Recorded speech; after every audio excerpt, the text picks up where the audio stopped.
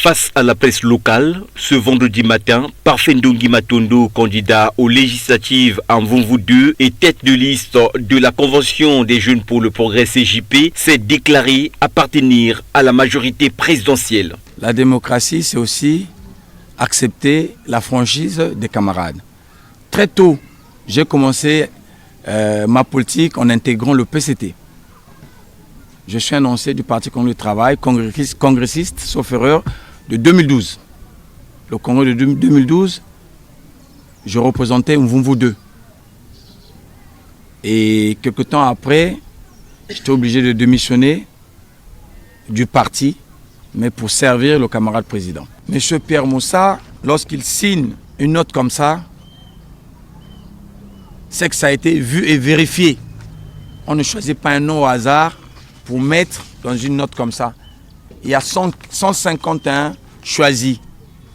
Et je suis inscrit au 117. C'est pas par hasard mon nom s'est retrouvé.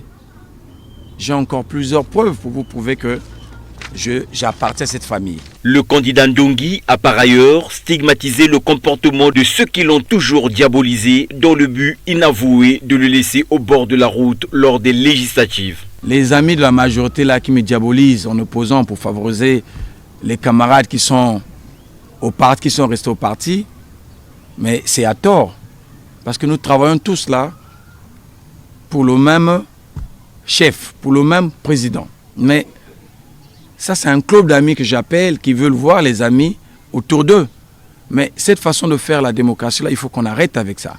Le candidat Parfait Ndongi, qui a pour suppléant Ezer Seosolo, croit toutefois à la crédibilité du double scrutin du 10 juillet 2022, dont il espère remporter dès le premier tour. Si Ndongi échoue, vous le laissez échouer. Si Ndongi gagne, vous le laissez gagner. De toute façon, ce n'est que pour la majorité présidentielle qu'il va travailler et qu'il travaille déjà. Pour ce faire, il en appelle à la lucidité et à l'impartialité des autorités en charge de l'organisation des élections, du Premier ministre, chef du gouvernement et du président de la République pour que s'exprime réellement la démocratie dans notre pays.